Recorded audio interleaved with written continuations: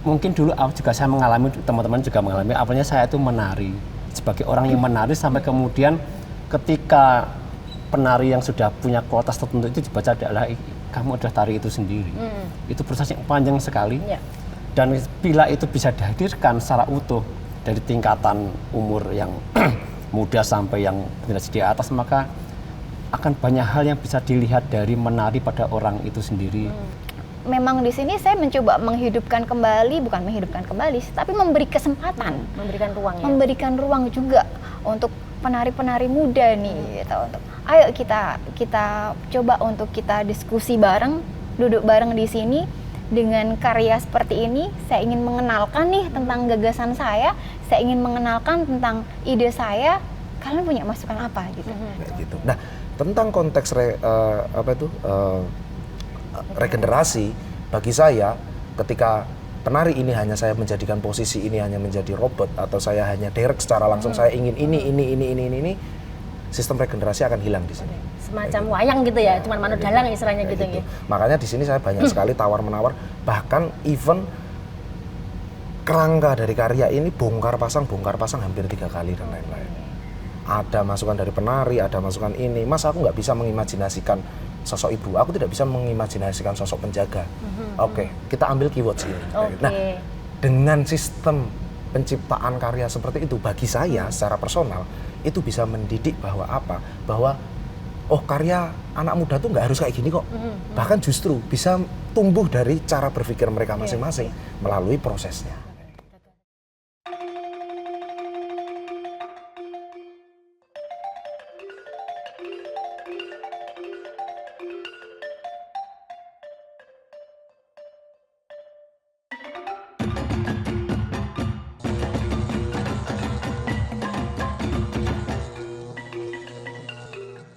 Assalamualaikum warahmatullahi wabarakatuh. Salam sejahtera untuk kita semua.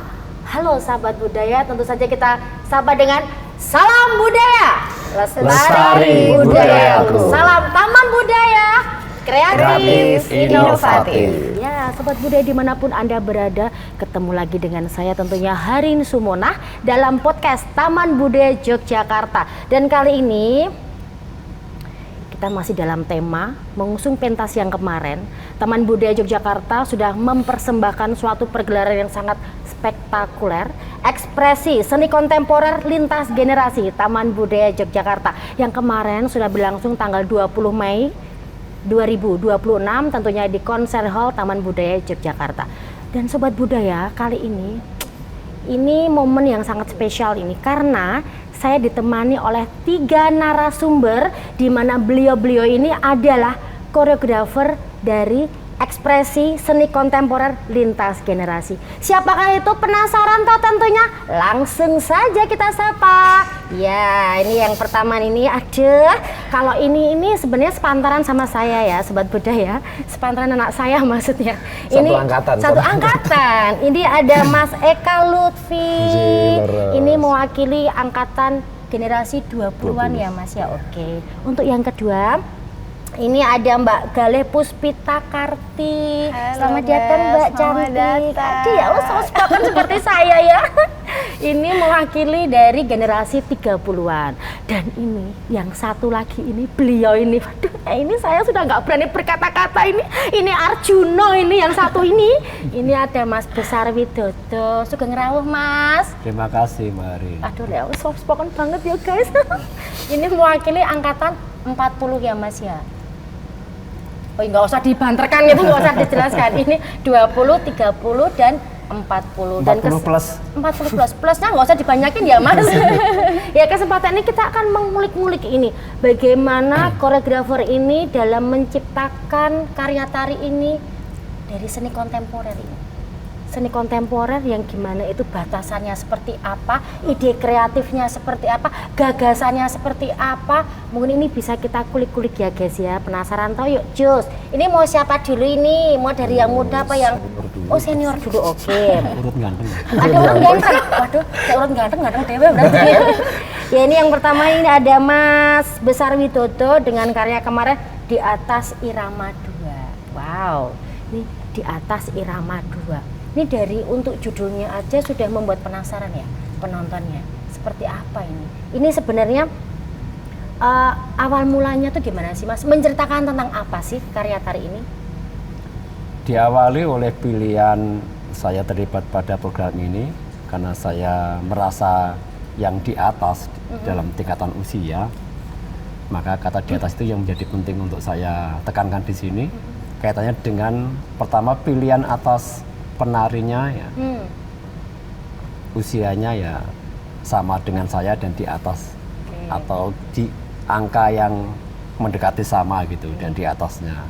Tapi non sewu, sebelumnya apakah jenengan itu mempunyai ide gagasan itu diawali dari pemilihan penari dulu? Ketika sudah, oh ini aku harus memilih penari dengan usia segini, baru aku ciptakan ini idenya, gagasannya, atau seperti apa? Pijakan awalnya di situ. Iya. Kemudian irama 2 itu lebih pada penggarapan esensi utamanya. Jadi hanya tentang irama 2 itu kalau di dalam Gending. karawitan Nggih, itu kan gending. ada irama loro Nggih. gitu. Itu kan bisa dikatakan irama dados atau jadi. Udah menep gitu. Iya, Mas. makanya pada usia-usia itulah yang menurut saya menjadi manusia yang jadi itu ketika sudah melewati banyak hal-hal, apalagi dalam kepenariannya menemukan hal yang utama atau diri sebagai penari itu di usia itulah. Yang jadi kemudian kenapa irama 2? Karena di situ irama 2 itulah kalau dalam karawitan itu keindahan, keagungan itu muncul. Pada irama 2 itu irama loro. Nah, itu menjadi sumber kemudian yang itu secara fisiknya mungkin terdengar lambat ya. Menjadi lambat. Tapi pada lambat atau ada regangan yang jarak yang sangat longgar itulah kekayaan itu muncul di sana. Dalam hal ini adalah lebih pada kekayaan batin ketika muncul melihat atau menghadirkan hal yang lambat sekali. Dan tema ini saya pilih kaitannya dengan kemudian kalau biasa dulu saya tema itu di luar diri saya, kemudian bagaimana kalau tema ini hadir ada pada diri penari. Karena tari itu ada dalam diri penari. Dan itulah yang saya hadirkan ketika penari menghadirkan dirinya sebagai tema utama dirinya. Kekayaan dirinya, kekayaan batinnya itu muncul ketika ada perlambatan di sana. Sehingga kemudian kekayaan batin itu juga bisa terkomunikasikan dan mungkin juga nanti yang melihat juga memunculkan kekayaan batin dia ketika melihat yang lambat dengan yang saya istilahkan kontra irama di sana itu. Kira-kira seperti itu. Berarti bisa menjadi refleksi diri ya Mas ya. Untuk ketika tempo yang pelan itu bagaimana kita memperlihatkan bahwa kemenepan seseorang itu juga bisa diatur dari bagaimana diri mereka itu bisa memposisikan kalau sudah lebih dewasa, sudah lebih sepuh, sudah lebih melewati berbagai macam kejadian, itu lebih bisa memenepkan seseorang. Mungkin bisa di situ yang ingin dihadirkan oleh Mas. Utamanya adalah lebih mengangkat kepada kekayaan yang dimiliki oleh orang itu. Jadi bagaimana itu bisa muncul lebih mudahnya kekayaan batin ya. Ketika ini kan tentang usia senja. Orang lahir itu berarti kan pada fajar. Lalu melewati tengah hari itu kan panas-panasnya sehingga ketika senja itulah keindahannya muncul.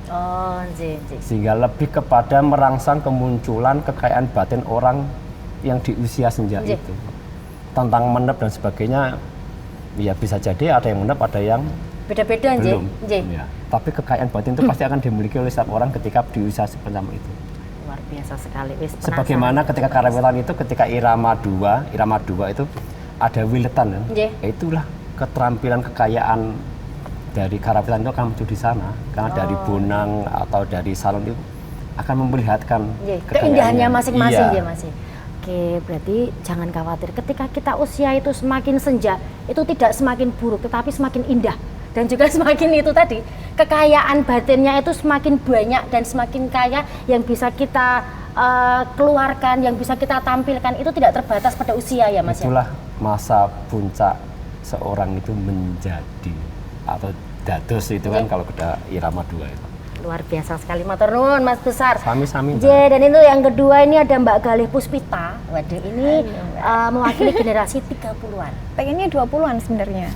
Ya, Tapi ya kok 20 gimana ya? plus 10 ngomong tadi 30. Kemarin mengusung judul ngelurung-lurung ya Mbak ya. Ngelurung-lurung, Mungkin bisa betul. diceritakan kilas baliknya sebenarnya apa sih yang mendasari itu semua? Karena melihat pertunjukannya ini, wow, perjalanan hidup seseorang di mana Betul, dia naik dan betul. turun, monggo Mbak. Betul. Jadi sebenarnya saya itu sudah berangan-angan membuat karya ini itu sudah lama. Jadi sebelum saya diberi kepercayaan untuk terlibat dalam lintas generasi itu saya sudah punya angan-angan, Mbak. Iya. Tapi kapan ya gitu? Karena berkarya kan butuh sesuatu pendukung yang cukup banyak ya dari pemikiran dan sebagainya gitu. Hingga pada sewaktu-waktu saya diminta untuk terlibat di sini. Artinya sebelumnya saya itu udah punya sanggu sebenarnya gitu. Dan Cuman kapan mau? cuma kapan ini gitu kan. Nah, ini momentum yang tepat gitu. Saya butuh proses lama untuk saya menggali diri saya hingga akhirnya saya menemukan sebuah konsep yang memang sudah saya cita-citakan sejak lama untuk saya transformasikan menjadi sebuah pertunjukan gitu.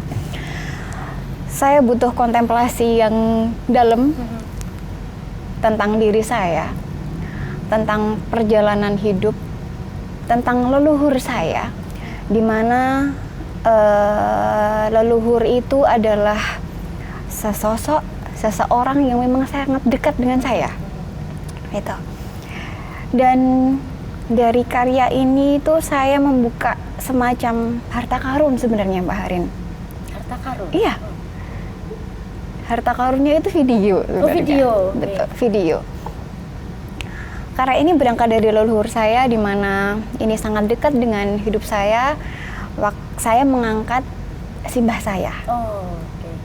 Jadi simbah saya itu simbah buyut sebenarnya ya, simbah buyut.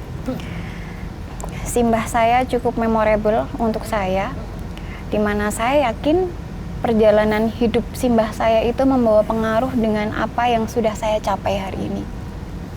Kalau saya tuh sering dengar ya, ada pernyataan bahwa apa yang kita dapat hari ini itu sebenarnya adalah karma baik dari hal-hal yang sudah dilakukan oleh leluhur kita, gitu. Dan saya meyakini itu, Mbak Harin. Gitu, saya meyakini itu. Apa yang sudah saya capai hari ini adalah berkat dari perjuangan leluhur-leluhur saya. Bahkan mungkin doa baik gitu. Karena kalau simbah dulu doa itu ya moga-moga sesok putuku, anak buyutku ento apike kan gitu. Jadi saya sangat yakin itu bahwa apa yang saya sajikan ini adalah salah satu bentuk karma baik, tinggalan dari simbah. Gitu. Saya berangkat dari situ, kontemplasi saya, lalu kembali ke harta karun tadi. Saya itu ada tinggalan video, Mbak Harin. Video apakah itu? Video, semacam video biografinya nenek buyut saya. Oh, oke. Sedikit Perjalanan saya hidupnya. ceritakan ya tentang nenek buyut saya. Nenek buyut saya itu adalah pengamen gender. Oke, Iya. ini sudah menjawab pertanyaan yang mau saya tanyakan. Jadi beliau adalah pengamen gender. Beliau itu mengamen itu dari muda sampai usia 115 tahun. 115 tahun. 115 tahun. Dan gendernya itu benar-benar digendong pakai Oke, kain jarik. oke. Dan beliau itu jalan menelusuri, kalau mungkin Mbak Harin tahu daerah Serandaan. Itu wilayah kebiasaannya simbah buyut saya untuk gendong gender dan berhenti menggender gitu.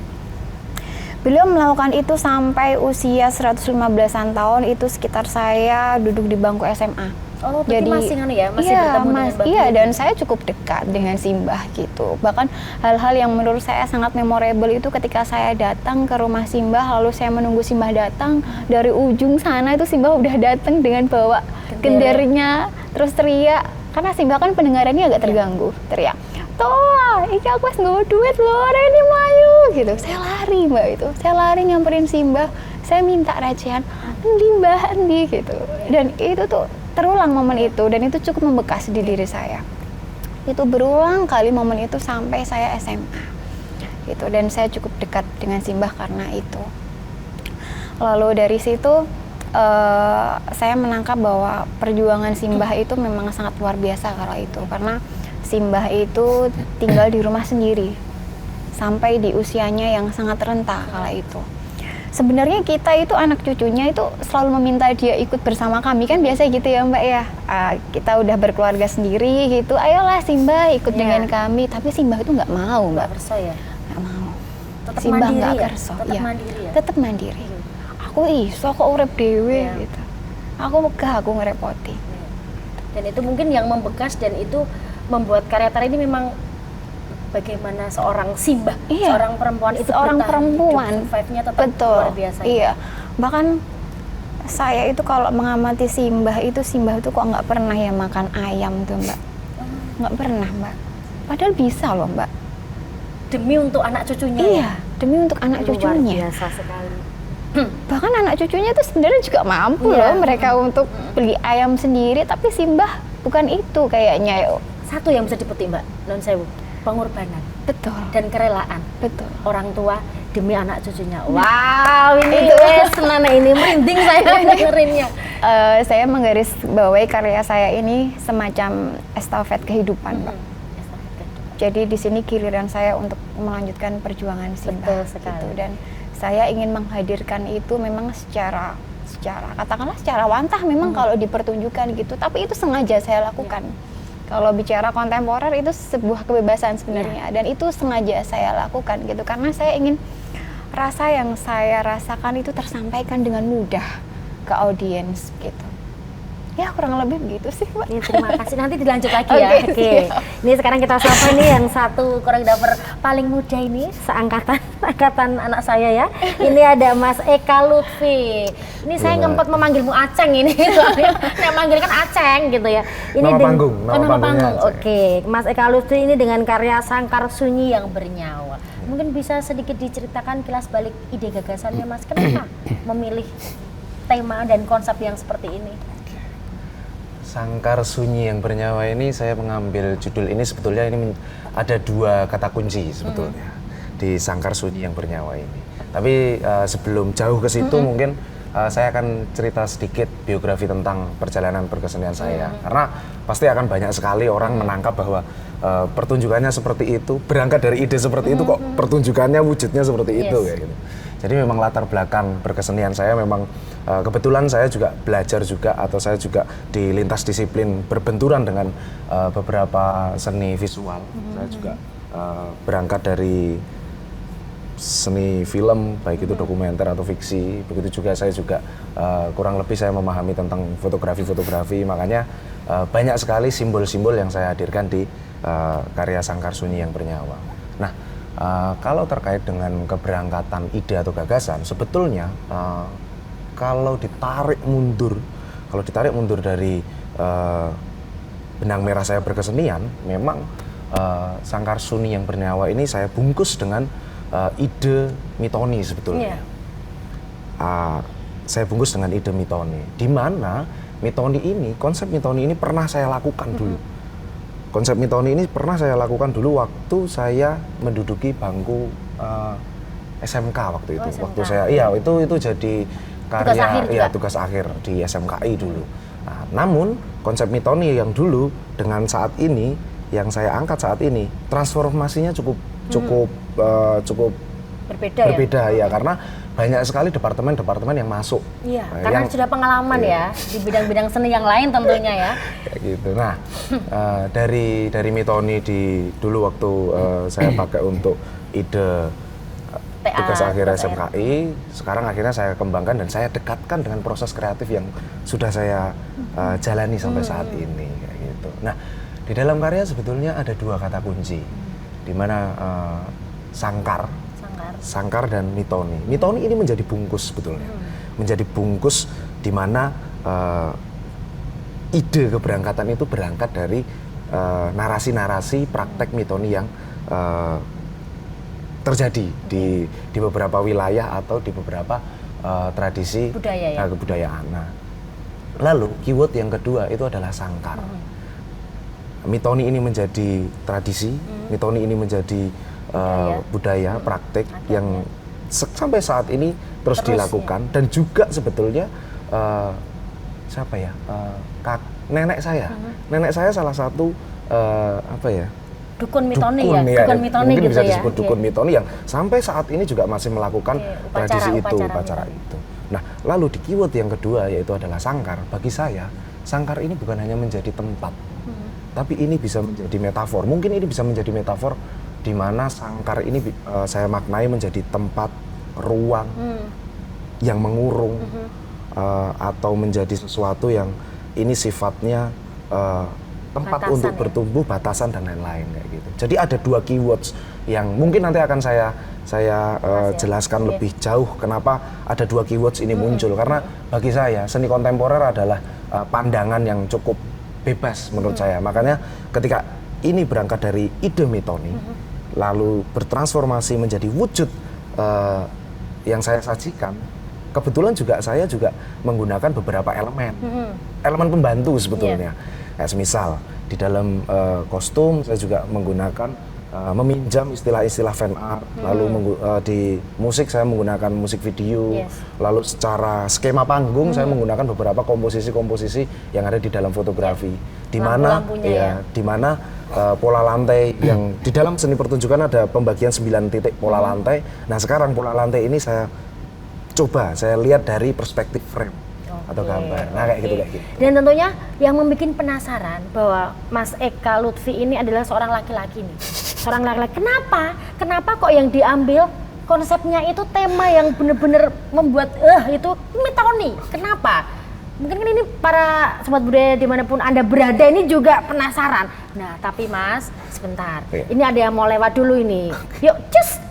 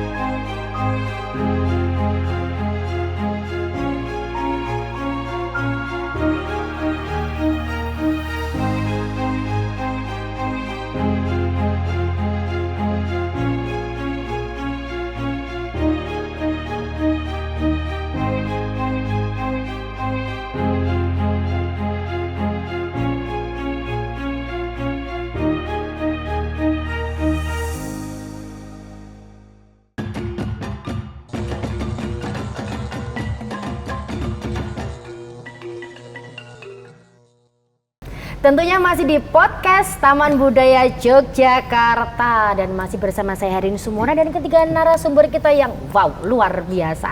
Nah ini Sobat Budaya tadi sudah menyaksikan kan cuplikan karya-karya yang dihasilkan kemarin. Wow ini bener nggak tadi? Kenapa Mitoni? Mesti penasaran toh, kenapa Mas Eka Lutfi ini mengambil idenya itu dari Mitoni? Ayo Mas, iki aku ya penasaran Mas, ayo gendang jelas no Mas. Kenapa Mitoni? Jenengan adalah seorang laki-laki, kalau sudah mempunyai istri, is oke ya?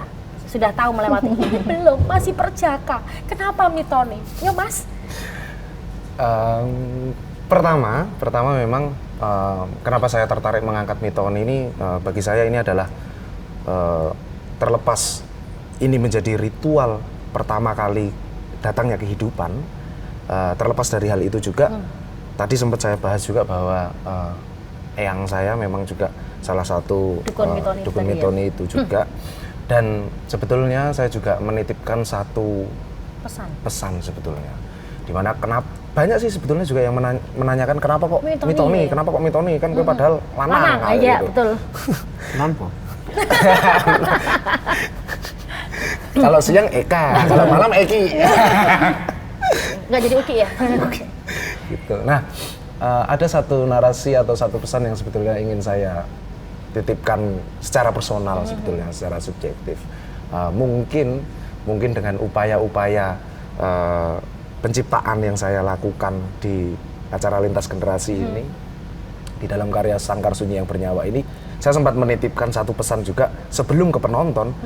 Saya titipkan satu pesan ini kepada penari ya, tentunya. Baik itu penari, baik itu pendukung di belakangnya, bahwa saya punya upaya di mana mungkin karya ini tidak hanya menjadi wujud presentasi dari hasil Mitoni atau isu-isu yang terkait di kondisi saat ini, politik saat ini, tapi mungkin ini bisa menjadi salah satu doa atau upaya kami selaku seniman muda, anak-anak generasi muda melakukan upaya mendoakan. Mungkin arahnya ini mungkin bisa menjadi salah satu upaya doa untuk bayi-bayi mungkin yang belum sempat dimitoni, terus beberapa orang-orang atau kerabat kita yang juga belum dimitoni, tapi sampai sekarang masih mempertanyakan kok aku mbiyen ora dimitoni ya. Dengan alasan-alasan yang punya masing-masing ya Mas ya. Itu. Nah, itu menjadi upaya sebetulnya di dalam keinginan saya dan kreatif saya. Walaupun pada kenyataannya ketika saya lempar, di belakang saya banyak sekali tim-tim kreatif, baik itu di dalam departemen visual, baik itu di dalam departemen pemanggungan dan lain-lain ya. Banyak sekali, walaupun pada kenyataannya saya hanya melempar satu isu, di mana saya pengen ngangkat Mitoni, saya ingin membicarakan tentang Mitoni. Padahal di dalam tim kreatif saya, mereka banyak yang tidak tahu Mitoni. Iya. Dan belum pernah ya? Belum pernah. Ada beberapa orang yang sudah melakukan Mitoni, tapi secara struktur atau secara kebudayaan itu berbeda. Adatnya ya? Adatnya berbeda, kayak gitu. Jadi ini menjadi sesuatu hal yang menarik bagi saya, di mana ada juga salah satu temen juga kreatif juga mengatakan bahwa kenapa sih kamu sok baik untuk karya ini salah satu wujud doa untukmu atau untuk bayi-bayi yang belum dimitoni atau orang-orang yang belum dimitoni kayak gitu. Karena ternyata setelah saya balik remember lagi ketika saya tanya dengan orang tua saya ketika saya riset Mitoni ini lebih dalam, ternyata memang alam bawah sadar saya juga yang mengatakan bahwa ternyata dulu saya belum dimitoni. Oke, jadi ini wujud Mitoni diri sendiri deh. Bisa jadi. Oke, jadi memang pengalaman-pengalaman seperti itu yang bisa jadi ya. Itu menjadi ide kenapa kita mengambil karya ini, kenapa kita mengambil tema ini, begitu aja. Dan mungkin juga sama dengan Mbak Galih ya, ketika pengalaman yang itu, dan memang ini menjadi satu kesimpulan bahwa ketika kita mau berkarya, ide itu tidak hanya saat ini saja, tetapi itu bisa sudah lama, lalu itu berkesinambungan, lalu itu terus menerus terjadi, dan itu bisa kita lanjutkan dalam karya yang saat ini. Luar biasa sekali. Dan ini dari karya-karya yang dihasilkan Setuju nggak sih ketika seni kontemporer itu ternyata kehadirannya itu tidak bisa lepas dari teater? Setuju mboten? Jadi secara tidak langsung ada unsur-unsur teater yang dihadirkan di situ, meskipun hanya dialog atau gerak-gerak yang tidak dengan menari. Setuju mboten ketika ternyata seni kontemporer itu kehadirannya itu disertai oleh seni teater? Menika terus pundi, Mas Besar atau Mbak Galih, monggo. Kalau ini saya dulu. Kalau saya pribadi setuju. Memang dua hal terutama dalam karya saya, dua hal itu sangat beririsan ya. Karena tadi capaian saya kan rasa ya. Capaian saya rasa, sehingga saya berusaha mencari disiplin lain apa atau komponen apa yang bisa mendukung saya, elemen yang bisa mendukung untuk bisa mentransformasikan rasa itu kepada audiens gitu. Dan juga ketika kita berbicara teater itu kan ekspresi kan sangat kuat di dalamnya. Itu yang saya butuhkan dalam karya saya. Yang diambil itunya ya. Iya. Walaupun memang tidak seperti teater banget ya yang ada ada dialog dan sebagainya, enggak gitu. Tapi saya mengambil esensi teaternya itu dari bagaimana ekspresi, bagaimana kita menjiwai gitu. Bahkan dari alur-alur cerita pun beberapa ada yang saya mengambil dari disiplin teater, dramaturgi dan sebagainya. Itu kan sebenarnya keilmuan tari yang juga punya linearitas yang sama dengan teater gitu sih. Monggo, Mas Besar. Saya kira pertanyaan ini berkaitan dengan pemilahan disiplin ilmu yang lebih kontekstual ke dalam keilmuan pendidikan ya, secara formal. Tetapi pada intinya sebagaimana pada tari tradisi ya mungkin dulu belum dikatakan teater, tapi itu ada yang dikatakan teater.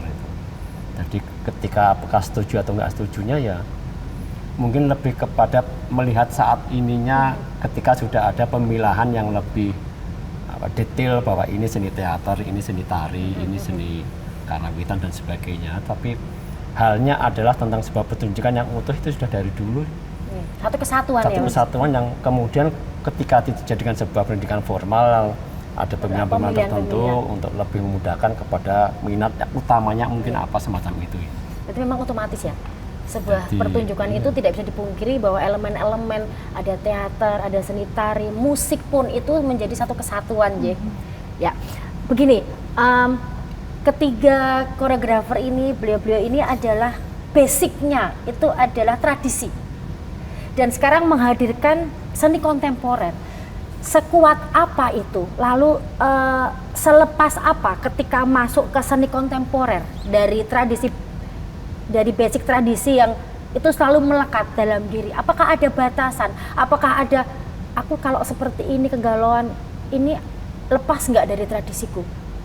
Atau aku bisa bebas? Karena seni kontemporer, kalau orang awam itu melihatnya seni ngulet. Kalau begitu kita mendengar, nonton apa? Aku nonton tari kontemporer. Itu mesti tari ngulet-ngulet. Itu otomatis yang sudah terekam untuk masyarakat umum. Lalu bagaimana seni tradisi itu bisa terus lekat dan hadir dalam karya seni kontemporer? Monggo, Mas Aceng dulu. Kalau saya memaknai seni kontemporer sebetulnya Mbak, dia tidak berdiri sendiri di dalam satu entitas disiplin. Jadi bagi saya seni kontemporer ini keberangkatannya memang dari gagasan atau ideologi, dari seni berpikir sebetulnya. Kalau tadi sempat membahas tentang apakah seni kontemporer ini apa tuh ketika ada teater apakah itu masih bisa dikatakan itu? Bagi saya no problem ketika itu ada lintas disiplin yang lain, asal memang asal memang dia berangkat dari kontekstual yang dia bicarakan kayak gitu. Nah, terkait dengan hal itu juga sebetulnya di dalam karya saya juga menawarkan ada dua keywords tadi, bahwa di mana keywords pertama itu adalah mitoni, keywords yang kedua ini adalah sangkar kayak gitu. Saya tidak berharap bahwa penonton akan menangkap karya saya ini mitoni.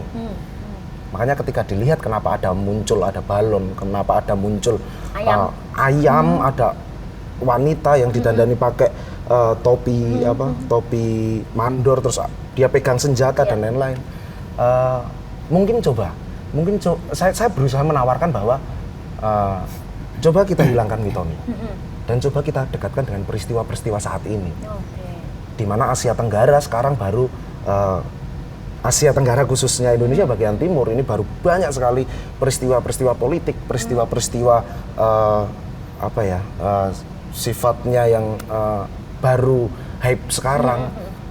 Saya berusaha mewujudkan ada 2 keywords itu karena saya juga ingin membebaskan para penonton untuk menangkap simbol yang saya berikan kayak gitu.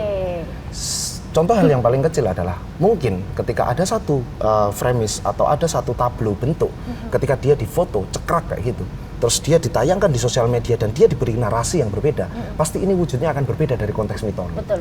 Gitu. Jadi, dan mungkin begini, ketika tadi Mas Aceng ngendiko bahwa saya memperlihatkan ini, tapi terserah nanti penonton akan menerima itu sebagai apa. Berarti seorang koreografer seni kontemporer di sini kita bicara, itu apakah memberi kebebasan penonton itu menangkap meskipun tidak sama dengan apa yang kita harapkan, apa yang seorang koreografer itu inginkan, apakah sebebas itu, apakah seikhlas itu untuk bisa menerima seorang penonton itu menangkap esensi dari pertunjukan itu sendiri? Kalau bagi saya, kalau saya berkarya secara pribadi ya, saya sangat membebaskan sekali karena bagi saya penonton punya ruang imajinasi. Penonton mempunyai emosi ketika dia datang dari rumah ke panggung pertunjukan dan melihat satu rangkaian pertunjukan di momen hari itu juga, dan ketika itu diulang hari besok itu akan berbeda. Nah, disitulah makanya seni kontemporer muncul dan bisa dimaknai yang sifatnya adalah temporari. Mbak Galo, monggo. Saya mencoba merespon pertanyaan pertama Mbak Harin tadi terkait dengan tradisi ke kontemporer, terutama dalam karya saya ya. Saya itu mencoba mengamati respons dari audiens dari karya saya, satu karya ke karya yang lain. Saya itu selalu mencoba untuk berinovasi, mengeluarkan atau menciptakan sesuatu yang baru sebenarnya Mbak Harin dalam karya gitu. Tapi kembali lagi, penonton tuh selalu menilai bahwa oh rasa tradisinya nggak hilang ya, tetap lekat ya, tetap melekat gitu. Bentar, kayaknya yang ini deh saya tetap mencoba inovatif dan sebagainya. Tetapi saya nggak tahu juga gitu. Kenapa penonton itu tuh selalu menilai bahwa Galih tuh kalau punya karya pasti ya kayak gini rasanya gitu. Rasa tradisinya selalu ngalir dan sebagainya, walaupun secara visual itu saya tidak menghadirkan itu secara wantah. Gitu. Rasa tradisinya tetap lekat dan memang tidak dipungkiri. Pertama kali saya belajar menari ya saya belajar menari tari klasik. Nah, mungkin itu yang membawa karya saya itu mengalir seperti apa yang dulu saya pelajari, sudah tertanam gitu. Jadi tadi kalau berbicara tentang apakah meninggalkan tradisi, enggak gitu. Jadi rasa-rasa tradisi itu tetap hadir di setiap karya saya. Bahkan bisa dibuktikan di setiap karya saya itu rasa-rasa tradisinya itu tetap ada, melekat ya? Tetap melekat. Entah itu dari gagasan awalnya, entah itu dari kostumnya ataupun pijakan geraknya, itu tuh sebenarnya tetap ada. Walaupun kadang memang kayak agak nakal, pengen lo ini berkarya yang agak nakal gitu. Tapi kembali lagi, oh ini nggak bisa hilang ini ternyata kalau Galih yang berkarya rasanya tetap itu gitu. Itu kalau menggali tentang diri saya dari tradisi ke kontemporer gitu. Lalu selanjutnya saya ingin menanggapi pertanyaan Mbak Harin tadi terkait penonton. Saya sepakat dengan apa yang disampaikan oleh Kak Eka, bahwasannya kita harus benar-benar rela terkait interpretasi penonton pada karya kita gitu. Karena sesungguhnya kita kan tidak bisa memberikan batas kepada penonton ya. Penonton bebas membaca karya kita seperti apa gitu. Walaupun sebenarnya tentunya kita sebagai koreografer kita punya titik idealis masing-masing nih. Kita mau ngomongin apa sih soal karya itu kan pasti kita punya titik itu. Cuma ketika pertunjukan itu sudah berjalan, ketika karya itu sudah dipersembahkan, ya ini untuk penonton gitu. Silahkan, ayo silahkan kita berdinamika dengan pemikiran kita masing-masing dan saya rasa itu justru hal yang menarik Mbak Harin gitu. penonton datang dengan berbagai persepsinya, dengan berbagai interpretasinya, dengan karya yang kita sungguhkan, itu hal yang menarik loh. Ternyata ya, Ternyata itu dengan hal yang keinginan kita menarik ternyata gitu. beda diterimanya Iya. gitu. Bahkan saya tuh kadang punya ini ya, punya apa angan-angan gitu.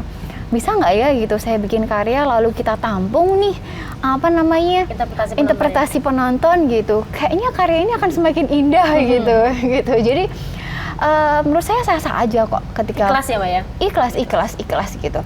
Ketika penonton memang pulang dengan membawa atau menangkap hal yang berbeda, karena justru dengan itu karya kita semakin kaya. Oke. Itu sih kalau saya. Oke. Just kalau ini berarti Iya. tidak memaksakan penonton harus sama nih dengan apa yang gue maksud gitu kan ya. Enggak. Cuma memang kalau yang saya memang capaian saya kembali lagi tadi yang saya sampaikan di awal, capaian saya itu kan lebih ke rasa. Jadi bagaimana rasa yang saya hadirkan itu ditangkap oleh Oke, penonton. sampai ke penonton. Sampai ke penonton. Walaupun mungkin apa yang mendasari rasa itu mungkin akan berbeda-beda gitu. Gitu sih. Biasa sih perempuan itu selalu menggunakan rasa. Rasa. Iya sih. Ampun. Oke. Itu sih kalau menurut saya. Oke, terima kasih Mbak Gale. Oke. Nah ini Mas Besar nih, monggo 2 pertanyaan langsung ini, monggo. Two in one ya. 2 in 1. Ya kalau mengenai basic atau tradisi menjadi basic mungkin lebih kepada riwayat perjalanan. Kalau saya mau mengawali dari dunia luar Indonesia, jadi saya adalah dulu itu break dancer atau b-boy, Breaker. lalu juga disco. Jadi dulu Modern ya Mas ya, Iya, modern dance ya iya. lebih tepatnya. Lalu dulu waktu setelah saya ke Jogja ya juga saya dulu pelanggan tetap Papillon, Crazy House. Lalu di Hotel Malibu itu ada Rainbow. Iya. Itu apa dulu? Karena saya suka disco. Oke. Kemudian di sini malah saya teracuni oleh tradisi. Oke, teracun ya. Nah. Tapi sebelumnya nih Mas Besar tuh lahir di mana sebenarnya? Oh, saya dari Jawa Timur. Oh, Jawa Timur. Setelah lepas dari SMA, saya ke sini pindah ganti warga negara di IY. Oke. Lebih tepatnya Bantul. Bantul, oke. Bantul itu ya. Iya, dan di sini saya mulai teracuni oleh yang namanya tradisi atau Klasik yang ya? disebut tari klasik itu ya, karena dulu hampir hampir sebulan pasti melihat yang disebut tari bedoyo atau wayang dan sebagainya itu dengan semua tidak mengetahui saya dengan latar belakang saya yang dulu itu ya pelan-pelan itu menjadi lapis yang kuat meresap ke dalam diri saya itu sehingga saya mungkin lebih tepatnya adalah pengagum Tari klasik tari ya. klasik dan apa ya saya sangat menghormati itu karena tari klasik itu sangat kompleks sekali di situ ada tentang politik, kuasa, gender semuanya ada di situ dan itu kompleks sekali ilmu tubuh itu luar biasa di sana itu. Makanya saya sangat kagum sekali dan memang bagian ingin saya membuat tari yang itu dari sana itu yang menjadi inspirasinya. Makanya saya kemudian juga menghadirkan ini lebih banyak mungkin saya mengatakan nuansa klasik tradisinya ya. Lekatnya Mas. Ya, dan saya bersyukur kemudian penari juga mereka adalah penari-penari yang memang Ya, untuk pemilihannya penari ya Mas. Saya sangat bersyukur dan terima kasih mereka mau dan bersedia untuk menarikan itu. Oke. Kemudian kalau penonton saya membacanya begini ya ketika saya membuat karya atau mungkin juga teman-teman yang lain itu karya ini saya persembahkan nih koreografer ya akan mempersembahkan ketiga karya jadi ini persembahan saya jadi mereka itu adalah orang yang saya sembah. Oke. Artinya itu orang yang menjadi sesembahan saya ketika saya menghadirkan pertunjukan yang saya persembahkan kepada mereka gitu. Jadi bagaimana saya harus mengatur mereka kalau mereka itu orang yang saya persembahan gitu kan. Nah, tapi saya meyakini bahwa penonton itu adalah orang-orang yang memiliki kekayaan batin pikir dan sebagainya yang itu mereka pada saatnya akan melihat karya yang saya sampaikan akan seperti itu yang saya persembahkan. Mungkin nanti pada waktu yang lain mereka akan membaca yang lain juga. Tapi pada intinya ini ya persembahan kepada mereka yang disebut penonton itu. Oke. Jadi bebas ya, Ya seorang dan penonton itu. umumnya kan pasti gelap toh. Iya. Nah, itu yang kemudian kita persembahkan kepada hal yang kita sendiri nggak tahu siapa tapi itu yang kita atau saya sembahkan kepada mereka itu. Karena memang seni itu ibadah juga ya. Bagaimana Bisa kita dikatakan bisa, seperti itu karena ada totalitas jiwa di sana ya. Ya, betul sekali. Itulah penonton kalau dalam bacaan saya ya. yang saya sembah atau saya sembahi atau saya sembahkan gitulah. Iya. Persembahan sebuah karya itu ya untuk penonton, bukan untuk diri kita sendiri sebenarnya ya. Bagaimana penonton itu bisa memaknai, bagaimana penonton itu menginterpretasi, itu adalah hak mereka.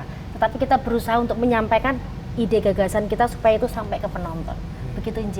Wah, luar biasa sekali. Ini Sobat Budaya dari 3 generasi masing-masing, ada generasi 40-an, ada 30-an dan 20-an ini yang masih ya kinyis-kinyis ya Mas Aceng. Ini mempunyai penari-penari yang berbeda generasi.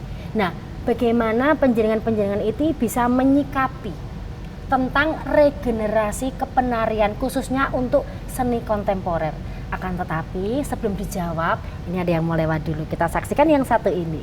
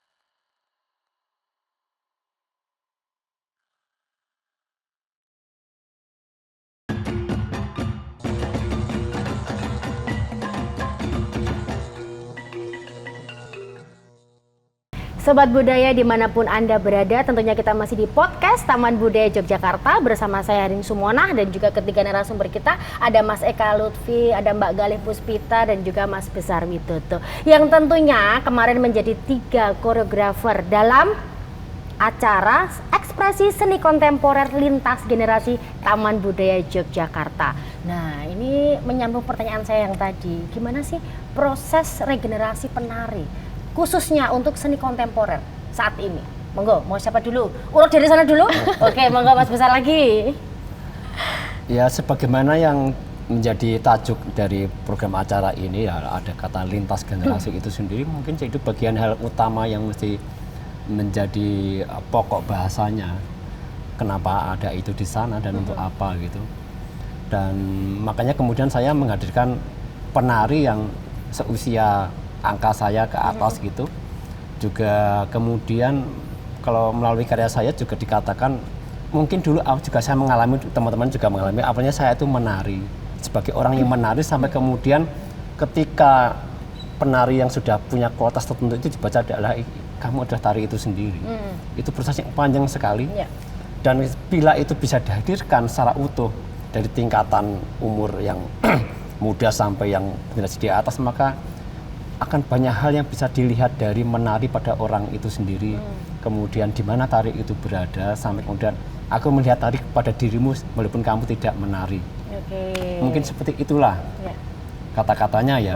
Itu mungkin narasumber ini dalam ini Mas Antar yang pernah mengatakan ketika melihat mereka penari sepuh itu hanya berdiri diam itu sudah menarinya luar biasa gitu.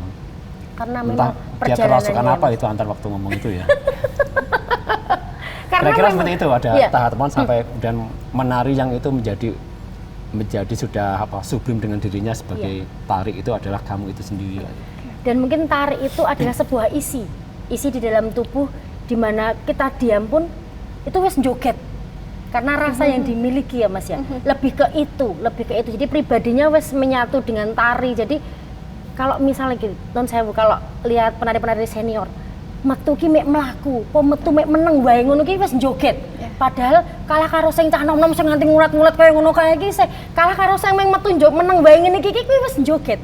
Nah, mungkin itu yang melalui perjalanan yang tidak mudah dan mungkin Mas Aceng ini agak step awal karena mungkin usia. Bukan istilah kalah atau apa ya, tapi semua ada tingkatannya untuk mencapai ke sana. Tempatnya masing-masing gitu. Ya, sesuai usianya sehingga setiap masa itu ada pesonanya.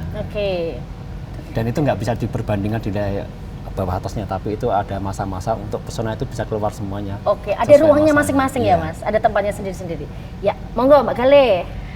Kalau saya ketika nanti dulu deh, jangan dulu berbicara tapi jangan nanti regenerasi. Tapi jangan nanti ya. Baru pulang ya.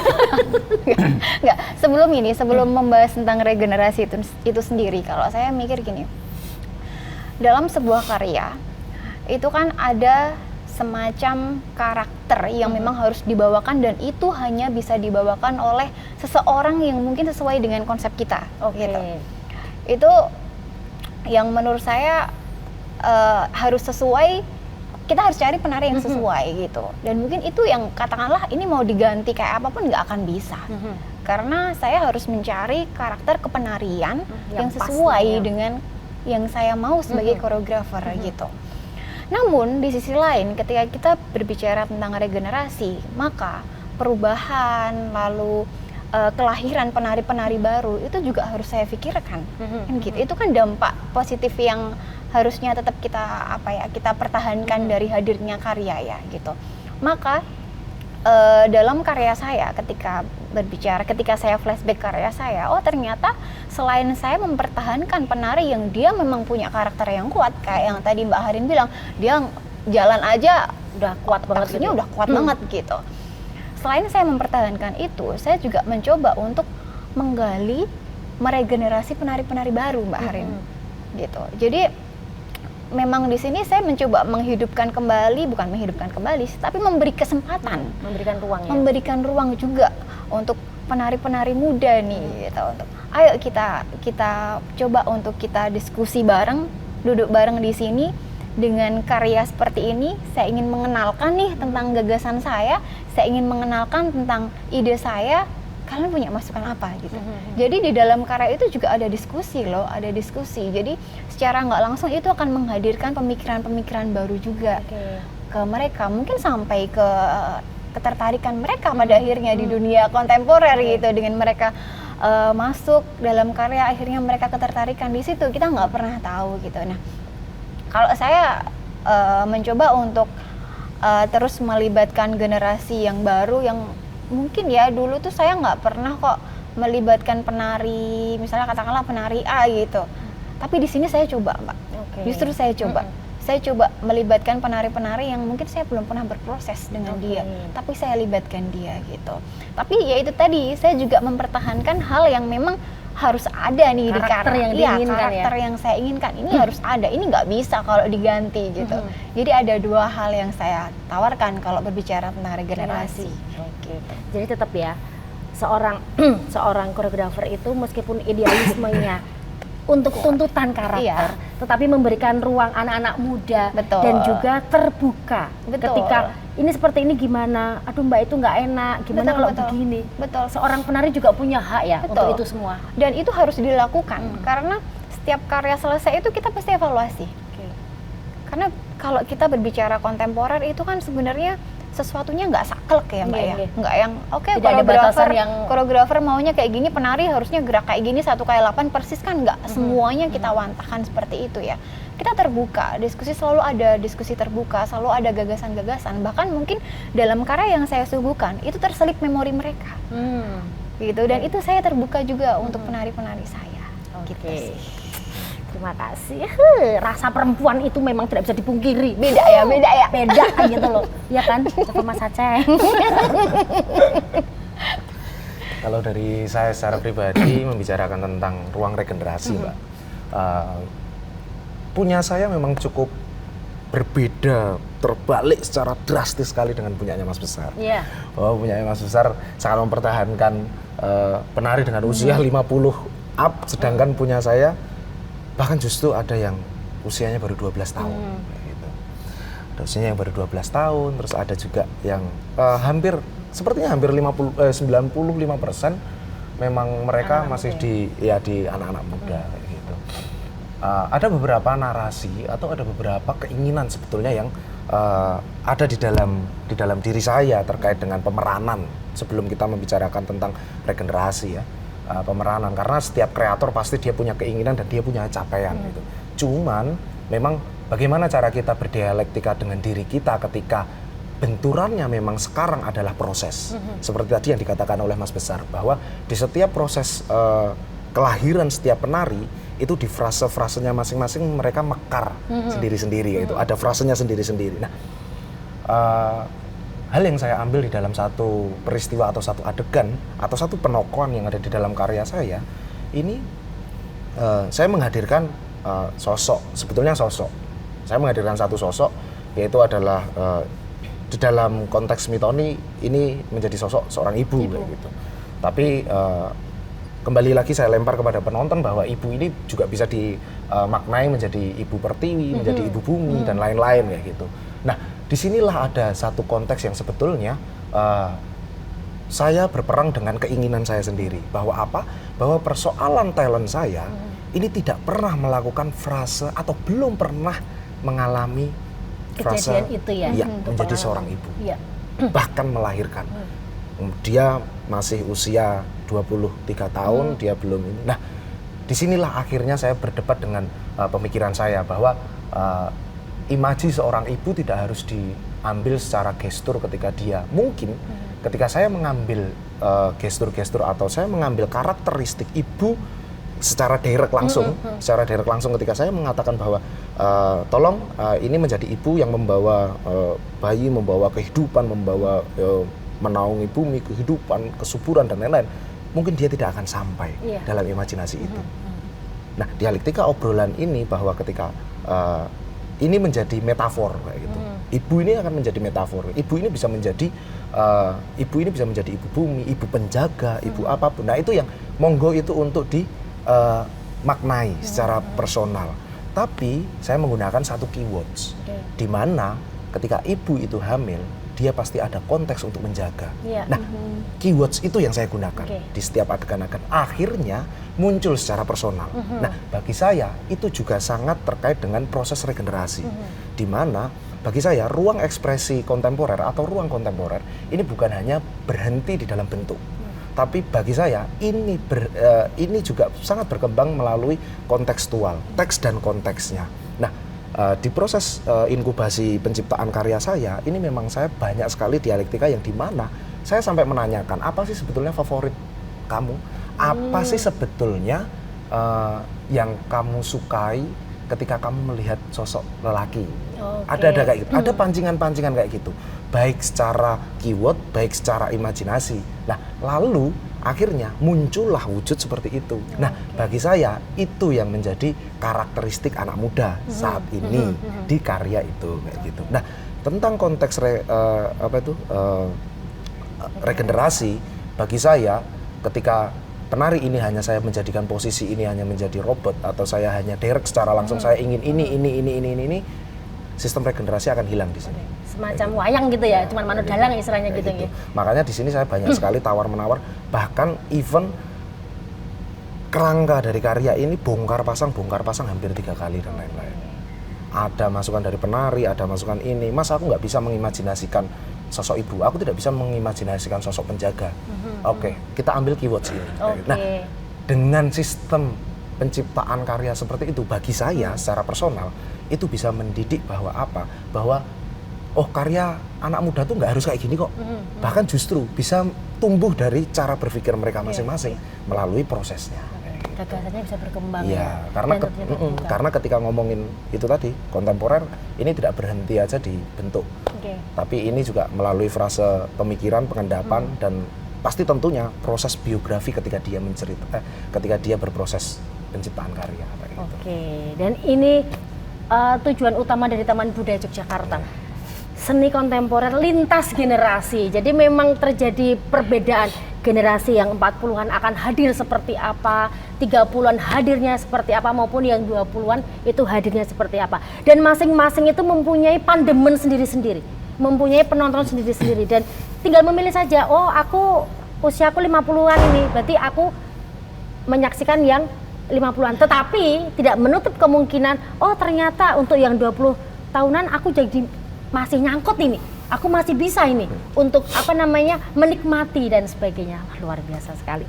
Dan tentunya ini setelah melewati event eksperimen seni kontemporer lintas generasi Taman Budaya Yogyakarta ini, apakah harapan-harapan dari Taman Budaya khususnya untuk seni kontemporer untuk event ini? Adakah harapan-harapan yang ingin disampaikan untuk kepada Taman Budaya? Iya. Monggo. Khususnya untuk event seni kontemporer lintas generasi menikah. Yang paling mudah ya ini berlanjut, setahun ada, syukur-syukur setahun 2 kali 3 kali. Bubur menikah setahun 2 kali bubur. Harapan boleh toh ya. Boleh, harapan.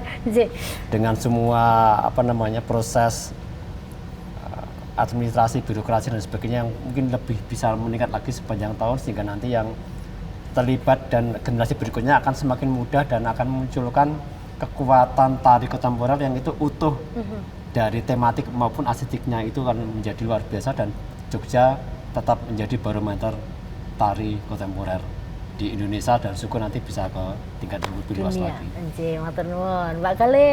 Urut ya. Urut ya. Kalau saya pribadi, saya merasa saya punya ruang dengan adanya lintas event generasi event ini gitu. Saya punya ruang untuk saya berekspresi, meluapkan ide saya yang sudah dari dulu ada nih, ternyata punya kesempatan untuk diberikan wadah menyajikan karya. Dan karya-karya seperti ini, ruang-ruang seperti ini memang harusnya tidak cukup ketika hanya 1 kali, benar yang disampaikan oleh Pak Besar, karena seniman tari di Yogyakarta ini cukup banyak yang saya rasa butuh ruang juga untuk mereka bisa menciptakan karya, punya ruang untuk berdiskusi, untuk menyajikan gitu. Dan saya ini dari pertunjukan kemarin yang saya sajikan itu, saya ada satu hal yang yang saya dapatkan, bahwa karya saya kemarin, pertunjukan saya kemarin itu semacam seperti ziarah artistik yang saya lakukan, Mbak Harin. Jadi atas ide gagasan saya tentang leluhur dengan berkarya kemarin itu semacam, ya itu cara saya berziarah secara artistik untuk leluhur saya. Bagaimana saya bisa bersyukur di situ, saya bisa mendoakan leluhur, saya bisa mengingat kembali perjalanannya ya melalui karya itu, melalui ruang yang sudah diberikan oleh TBY tentunya, melalui ruang yang sudah dibentuk dari dari hasil-hasil diskusi semacam ini gitu, dan ya saya sangat bersyukur sekali di situ. Jadi terus ya, terus lanjut, tambah, oke. Intinya keywordnya adalah terus lanjut tambah. Kamu keywordnya apa, Ceng? Aduh. Kalau saya secara personal untuk harapan TBY pasti tentunya ini sudah oke. Lanjut. Bisa terus menerus, itu jelas itu template yang mungkin banyak dikatakan seniman-seniman kreatif yang mengikuti di satu wadah ya.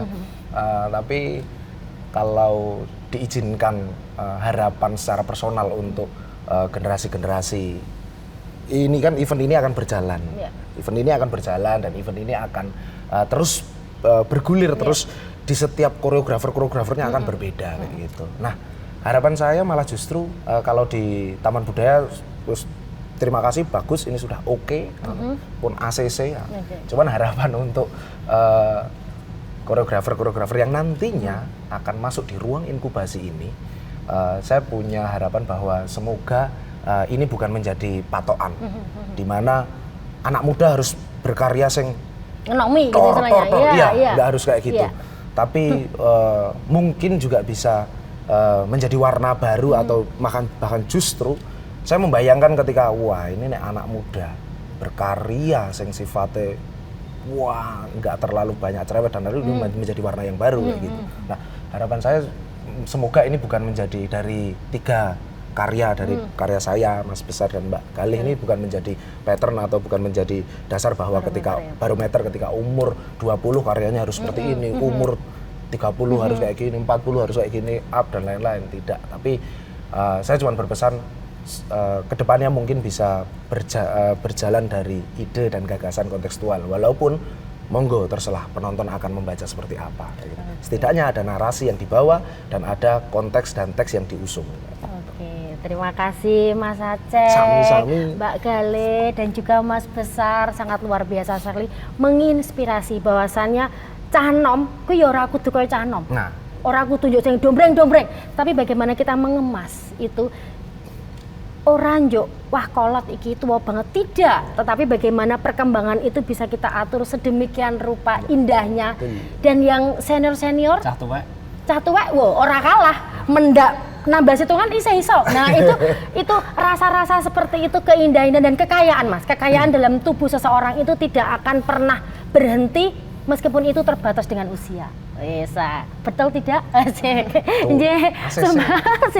Sobat Budaya dimanapun Anda berada, karena waktu dan mungkin penjenengan semua masih penasaran nih dengan karya-karya beliau, bisa kita tengok di kanal YouTube-nya Taman Budaya Yogyakarta, Ekspresi Seni Kontemporer Lintas Generasi Taman Budaya Yogyakarta. Sebelum saya tutup, saya mengutip izin Mas Besar, saya mengutip ngendikone Mas Besar, tulisan Mas Besar. Usia tidak hadir sebagai batas, melainkan sebagai lapisan yang terus bekerja di dalam tubuh, muncul, tenggelam, dan sesekali mengendap. Saya Harin Sumona, saya undur diri, sampai ketemu lagi di podcast Taman Budaya Yogyakarta selanjutnya. Wassalamualaikum warahmatullahi wabarakatuh. Salam budaya, lestari budayaku. Salam Taman Budaya, kreatif, inovatif. Dah. bye.